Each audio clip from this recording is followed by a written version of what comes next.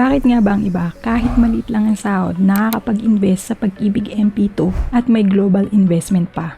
Ano ang sekreto nila? Sa video na ito, matututunan mo ang 10 investing tips na magbibigay ng clear roadmap kung paano ka magsisimula sa investing kahit maliit lang sahod. At pag natapos mong panoorin ang video na ito, magiging confident beginner investor ka na may diskarte, habit at long-term vision.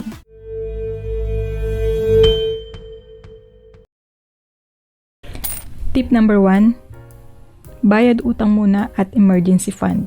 Bago tayo mag-invest, ayusin muna natin ang pundasyon. Kung sa bahay nga, hindi pwedeng bubong agad. Ganon din sa pera. Kung may utang ka sa credit card or lending apps, isipin mo na parang timba na may butas yan. Kahit anong ipon mo, tatagas lang sa interes. Kaya ang unang hakbang, ilista lahat ng utang mo.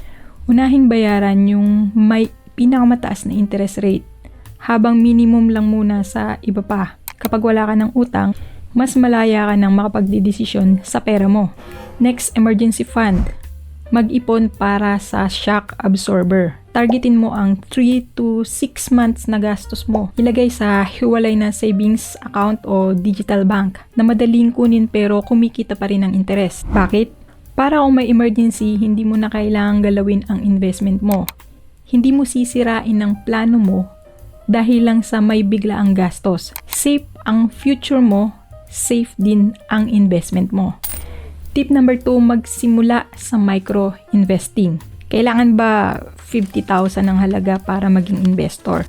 Sa panahon ngayon, kahit barya mo, pwede nang lumago. Ano nga ba ang micro investing? Ito yung paraan ng pag-i-invest ng maliit na halaga kahit 50 or 100 pesos lang. Ang goal dito, hindi agad yumaman, kundi masanay sa habit ng pag-i-invest. Saan pwedeng mag-micro-invest sa Pilipinas? Ito ang mga affordable na pwede mong simulan. G-Funds ng GCash. 50 pesos lang, pwede ka na magsimula sa money market funds. Kung gusto mo namang mag-invest sa malalaking kumpanya tulad ng Apple o Google via feeder funds, 1,000 pesos ang umpisang investment. Maya Funds. Katulad ng GCash, nasa app na mismo. Madali at beginner friendly. 50 pesos lang, pwede ka na magsimula. Digital banks, high yield savings. Technically, savings account to. Pero dahil mataas ang interest, parang mini investment na rin. Mas mataas pa kasi ito kaysa sa mga traditional na bangko. Bakit magandang magsimula sa micro-investing? Una, dahil maliit lang nilalagay mo, hindi masakit sa bulsa. Kalawa, nasasanay kang maglagay buwan-buwan. Kaya consistency over quality. Compound interest. Kahit 100 lang, kapag tuloy-tuloy at nagtagal, lalaki at lalaki din yan. Tip number 3, i-automate ang investment. Alam mo ba kung ano ang pinakamalaking kalaban ng pag-i-invest? Yung tipong, nakalimutan ko mag-invest ngayong buwan. O kaya, gagastusin ko muna, next month na lang ako mag-i-invest. Ang sikreto ng mga successful investor, hindi nila iniisip yan kasi naka-automate na lahat. Paanong gawing automation ang investment mo? Simple lang. Automatic transfer. Maraming mga banks na may scheduled transfer. Iset mo araw-araw sa araw ng sweldo mo para automatic nang lumilipat ang investment mo. Auto-deposit sa mga digital banks. Pwede kang mag-set ng goals o auto-save kung saan na mag-iipon ito para sa'yo. Auto-invest sa mutual funds o UITF platforms. May mga platforms na may automatic investment plan. Ang 1,000 pesos monthly mo, tuloy-tuloy na pumapasok na sa fund na napili mo. Bakit magandang i-automate ang investment? Siyempre, mapapractice mo na dito yung pay yourself first. Hindi mo na kailangan mag-isip kung nakapag-ipon ka na ba. No emotion involved. Kahit tinatamad ka o gusto mong gumastos, tuloy pa rin ipon at investment mo. Tip number 4, magsimula sa UITF o mutual fund. Ito ang favorite ko. Kung gusto mo mag-invest pero wala ka ng oras mag-monitor ng stock market araw-araw, ito ang perfect para sa'yo. Ano ba to? Ang unit investment trust fund sa bangko at ang mutual funds sa mga investment company. Para tong jeep na pampasahero. Maraming tao ang nagsasama-sama ng pera. Tapos may professional fund manager na nagmamaneho para sa lahat. Bakit bagay ito sa mga beginners? Una, hindi mo na kailangan maging expert. Hayaan mo na ang mga pros na gumawa ng trabaho. Ikalawa, sa halagang 1,000 to 5,000 pesos, pwede ka na magsimula. Ikatlo, hindi lang sa isang kumpanya nakalagay ang pera mo, kaya mas mababa ang risk. Ikaapat, easy access. Pwede ka mag-apply online, direkta sa bank app o investment platform tulad ng Dragonfy. At siya nga pala, dapat piliin mo yung fund na tugma sa goal mo. Kung long term, 5 to 10 years. Subukan ang equity fund. Kung short term lang naman, okay na yung money market fund.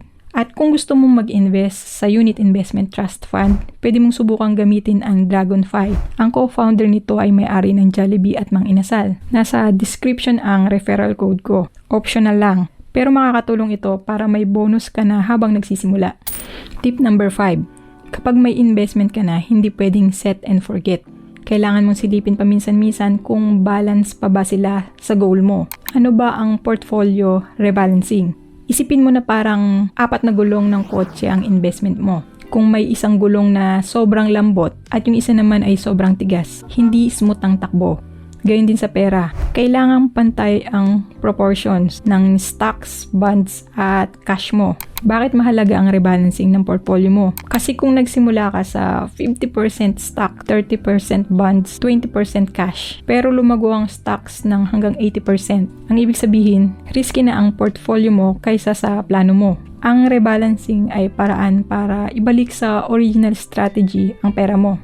So, paano nga ba ang gagawin para i-rebalance ang portfolio mo? Simple lang. Una, mag-set ka ng schedule.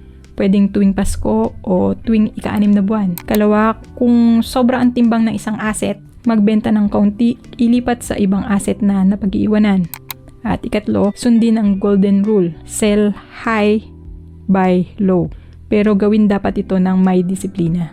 Tip number 6, mag-invest sa government bonds. Kung naghahanap ka ng investment na mababa ang risk, pero mas mataas ang kita kaysa regular savings account, magandang option ang government bonds. Pero ano nga ba ang government bonds? Ito ay utang ng gobyerno na binibili ng mga investor na ang perang nilagay mo dito ay ginagamit para pondohan ng mga proyekto ng gobyerno tulad ng kalsada, tulay, at iba pang public services. Bakit nga ba ito maganda para sa'yo? Kasi safe and reliable. Dahil gobyerno ang may utang, mababa ang chance na hindi ka mabayaran. Hindi zero risk, pero isa sa pinaka-safe na investment sa Pilipinas. Kalawa, mas mataas ang interest rate kaysa sa regular savings account. Paano mag-invest sa government bonds? Ang minimum investment dito ay 5,000 pesos. Pwede kang bumili ng RTBs gamit ang mga digital bank app and fintech platform. Pwede din sa mga major bank online platforms o direct government channel. Ang tanong, kailan ito bagay para sa iyo? Kung may pera ka na hindi mo kakailanganin sa loob ng 3 hanggang 5 taon, pwede mo nang ilagay dito para lumago ng kampante ka. Tip number 7, high interest time deposit sa digital banks. Ngayong 2026, sobrang competitive na ng mga digital banks sa Pilipinas. May mga time deposit na umaabot ng 8% interest per annum.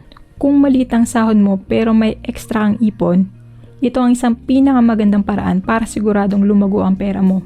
Mga bangko na may mataas na time deposit rates. Tonic Bank hanggang 8% per annum sa 12 months. 7% naman sa 9 months, 6% sa 6 months. Minimum ay 5,000 pesos. Salmon Bank hanggang 8% per annum sa 12 months.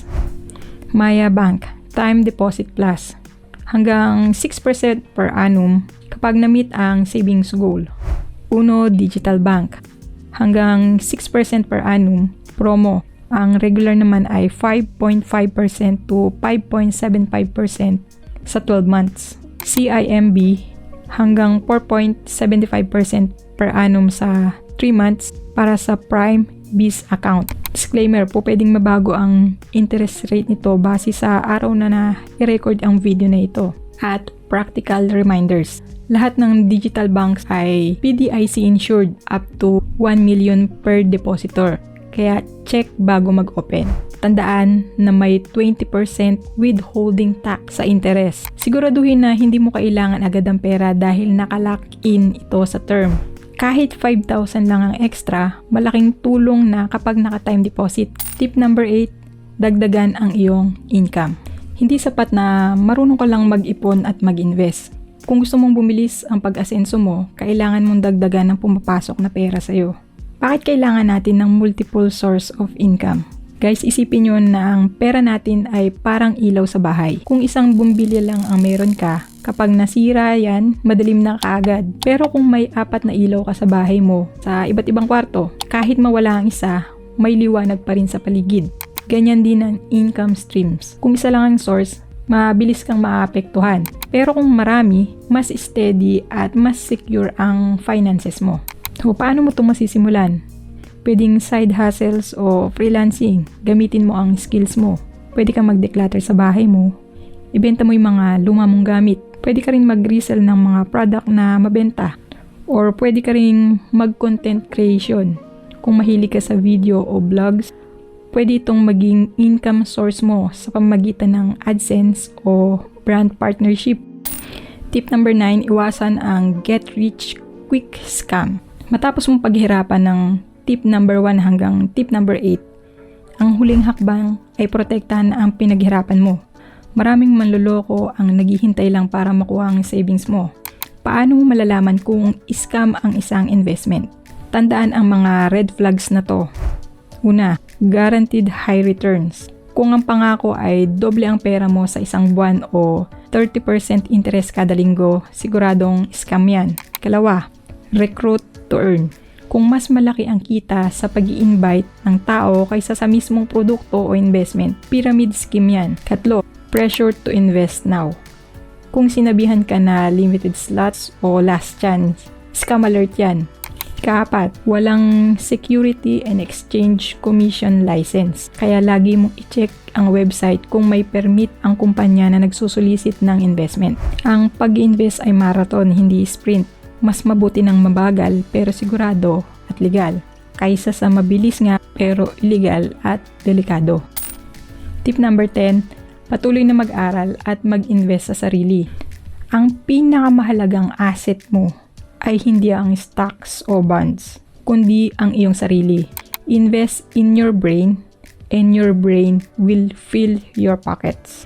Bakit pa kailangan mag-aral? Ang mundo ng finance ay laging nagbabago. May mga bagong apps, may mga bagong batas sa tax, at may mga bagong investment opportunities. Kung hindi ka mag-update, mapag-iiwanan ka ng panahon. So, paano mong i-educate ang sarili mo ngayon? Una, magbasa. Humanap ka ng mga libro tungkol sa personal finance. Kalawa, makinig sa mga libreng financial podcast sa YouTube na pwede mong pakinggan habang nasa biyahe o nagtatrabaho ka. Kaya click mo na yung subscribe button mo. Katlo, sumali sa mga webinars, seminars. Maraming mga banks at investment companies na nag-o-offer ng libreng seminars para sa mga client nila. Ikaapat, matuto sa experience. Huwag kang matakot magsimula sa maliit. Ang bawat pagkakamali mo ay may lesson na hindi mo matututunan sa libro. Ang goal ng financial literacy, hindi lang ito tungkol sa pagpaparami ng pera. Ang tunay na layunin ay magkaroon ka ng confidence na gumawa ng tamang desisyon para sa pamilya at kinabukasan mo. At syempre, meron tayong bonus tip, ang mental health hack sa pag-i-invest. Bakit? Para hindi mo na kailangan ma-stress sa daily ups and down ng market. Maiiwasan mo din ang pagbebenta agad kapag pula ang account mo. At focus on the living para mas marami kang oras sa pamilya mo at sa pagde-develop ng skills mo. At trust the system. Dahil naka-automate ka na, hayaan mo nang gumalaw ang pera mo. Kaya mag-check lang ng isang beses kada buwan. Tapos balik ka na ulit sa buhay mo. Narito ang consistent investing kahit maliit lang ang sahod. Kung 10,000 pesos ang sahod mo, kahit 200 lang kada buwan sa G-Funds, sa loob ng 10 taon, nasa 24,000 na yan. Dahil may growth, pwede itong umabot ng 35,000 to 40,000 pesos. Sa loob ng 20 taon, pwedeng maging 80,000 to 100,000 pesos plus. Kung 15,000 pesos ang sahod mo at kung 800 to 1,000 pesos ang kaya mong ilagay sa Pag-ibig MP2, sa 10 taon nasa 96 to 120,000 pesos ang hulog mo. So dahil may interest o dividends, pwede itong lumago na hanggang 110 to 180,000 pesos. Sa 20 years, pwedeng umabot ito ng 240 to 400,000 pesos. Kung 18,000 pataas ang sahod mo, kung kaya mo mag-invest ng 1,500 kada buwan sa kombinasyon ng MP2 at UITF o mutual fund, sa 10 taon nasa 180,000 pesos na ang hulog mo. Pwede itong lumago ng 220,000 to 280,000. Sa 20 years naman, pwedeng maging 450 to 600,000 pesos ang pera mo. Investing is not about getting rich. It's about not being poor. Ang tunay na purpose ng investing ay protektahan ang value ng pera mo laban sa inflation. Unahin ang survival bago ang yaman. At sana nakatulong ang 10 tips na ito para makita mo na hindi hadlang ang maliit na sahod sa pagiging investor. Hindi mahalaga kung gaano kaliit ang sinimulan mo, ang mahalaga, nagsimula ka. At kung may natutunan ka sa video na ito, like and share para mas marami pang matulungan na kapwa Pinoy. Subscribe na para laging updated sa ating wais na pag-iipon at investing tips. Anong investment ang uunahin mo ngayong buwan? Comment sa baba at pag-usapan natin yan. Ako si Dayet Reyes ng KMWLZ Studio. Maraming salamat sa inyo.